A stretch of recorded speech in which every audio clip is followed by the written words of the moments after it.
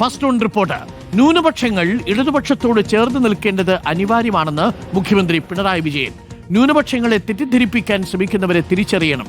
ചിന്താവാരികയിൽ എഴുതിയ ലേഖനത്തിലാണ് നിലപാട് വ്യക്തമാക്കിയത്. മുസ്ലിം പള്ളി നിർമ്മാണത്തിനുള്ള നിരോധനം നീക്കിയതും തലശ്ശേരി കലാപകാലത്ത് പള്ളികൾക്ക് സംരക്ഷണം നൽകിയതും ഉൾപ്പെടെയുള്ള ഉദാഹരണങ്ങൾ നിരത്തിയാണ് ലേഖനം.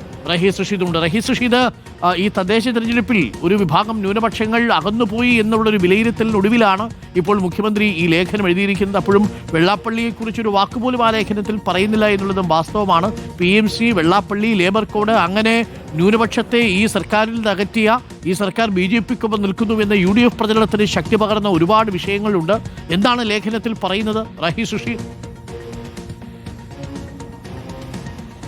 അരുൺകുമാർ, തദ്ദേശ തിരഞ്ഞെടുപ്പിൽ മുസ്ലിം ന്യൂനപക്ഷങ്ങളുടെ വോട്ട് LDFന് CPIMന് കിട്ടിയില്ല എന്ന വിലയിരുത്തൽ നേതൃതലത്തിൽ തന്നെ ഉണ്ടായിരുന്നു. അത് തിരിച്ചു പിടിക്കാനുള്ള ശ്രമങ്ങൾക്ക് CPIM തുടക്കമിടുകയും ചെയ്തു.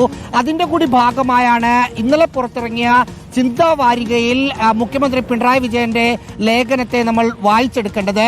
മുസ്ലിം ന്യൂനപക്ഷങ്ങൾക്ക് എല്ലാ കാലത്തും അർഹമായ പരിഗണന നൽകിയത് ഇടതുപക്ഷ സർക്കാരാണ് എന്നാണ് മുഖ്യമന്ത്രിയുടെ ലേഖനത്തിൽ പറയുന്ന പ്രധാനപ്പെട്ട കാര്യം. അതിന് ഉദാഹരണമായി 1957 EMS സർക്കാരാണ് മലബാർ കലാപത്തിന് ശേഷം മുസ്ലിം പള്ളികൾ നിർമ്മിക്കാനുണ്ടായിരുന്ന വിലക്ക് നിരോധനം നീക്കിയത് എന്ന കാര്യം പറയുന്നു. മലബാർ സ്പെഷ്യൽ പോലീസിൽ അതുപോലെ തന്നെ മുസ്ലിങ്ങൾക്ക് നിയമനം നൽകാതിരുന്ന പ്രശ്നമുണ്ടായിരുന്നു. അത് മാറ്റിയത് ഈ ഇടതുപക്ഷ സർക്കാരാണ് എന്ന് പറയുന്നു.